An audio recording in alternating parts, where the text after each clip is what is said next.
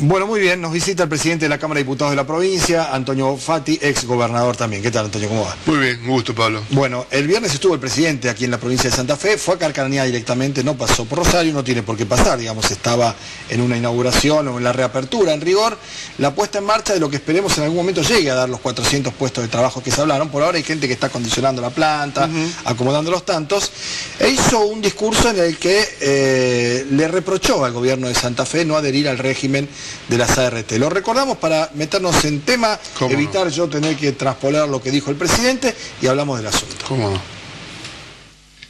Y hay muchas de esas mafias que estamos atacando. Y una es la industria de los juicios laborales, que lo hemos hablado con el Beto, que ponen en peligro especialmente a las pymes que son frágiles.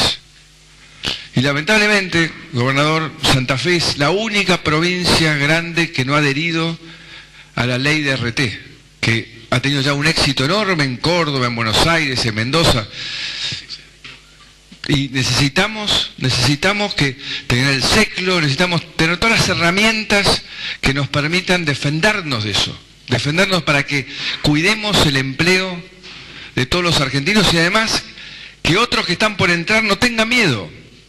Bueno, esta es la explicación que daba el presidente. Nosotros el viernes, en la tertulia con Bertone y con Richardino, algo hablábamos del asunto, dábamos las razones o explicábamos los motivos por los que todo el arco político santafesino se opone. Nos mandaban mensajes diputados y senadores diciendo, en esta estamos apoyando al gobierno del IFSI, como antes, porque hubo un intento previo al gobierno que presidía Bonfatti. ¿Cuál es la posición política y por qué razón? Digo, en primer lugar, si hay mafias, tiene que denunciarlas. Si él conoce que existe un delito mafioso, tiene que ir a la justicia.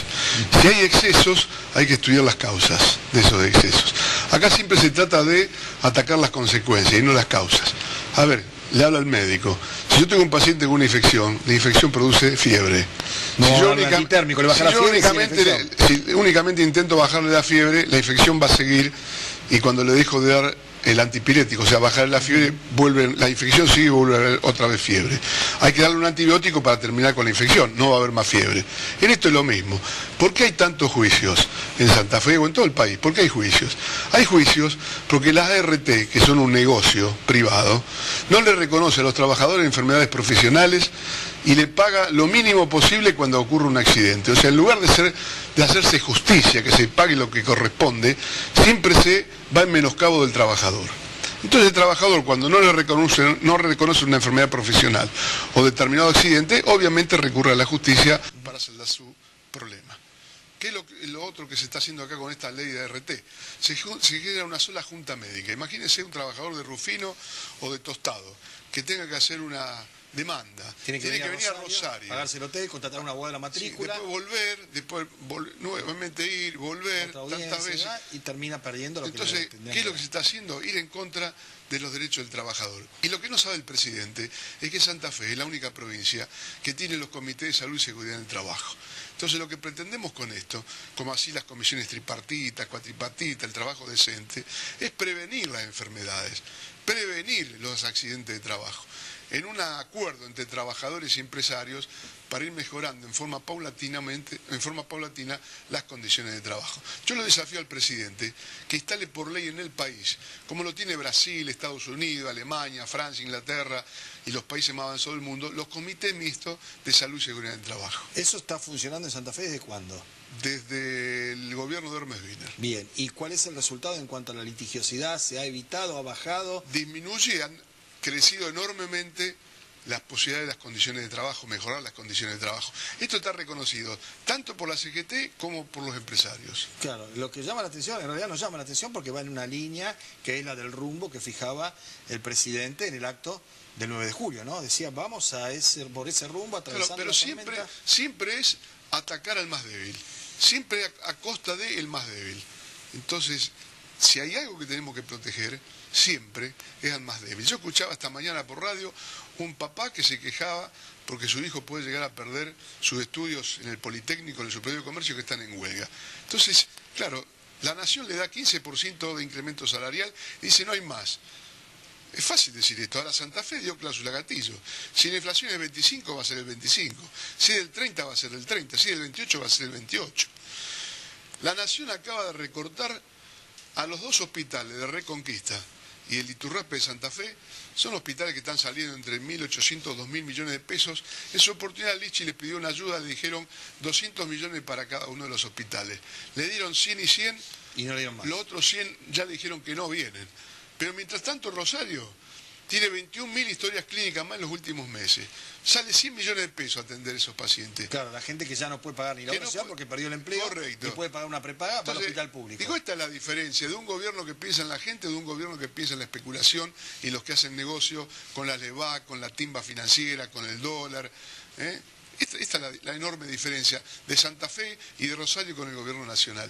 No es una crítica por la crítica en sí misma, es cotejar dos modelos, comparar dos modelos. Uno piensa en la gente, el otro está pensando en los negocios. Ahora, a partir de esta circunstancia, ¿no?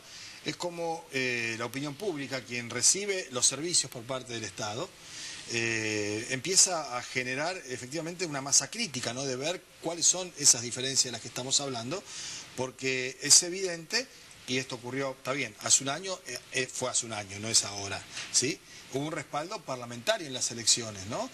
Claro, yo decía en la apertura del programa que el peronismo ha tomado la prudente decisión, fundamentalmente los dirigentes kirchneristas, de replegarse para no ser efectivamente un blanco fácil y volver a hablar de la pesada herencia, como en algún momento del discurso lo dijo el presidente, la pesada herencia, el contexto internacional y algunos errores propios. Sí, contexto internacional donde ni Chile, ni Uruguay, ni el mismo Brasil, con todo el problema que tiene, ni Perú, ni Bolivia, el contexto internacional le ha provocado algún tipo de disparada del dólar, de evaluación de la moneda. Entonces pareciera que somos los únicos en el mundo nosotros que tenemos problemas con lo que pasa en Estados Unidos. Ahora, decía también en la apertura, ¿no?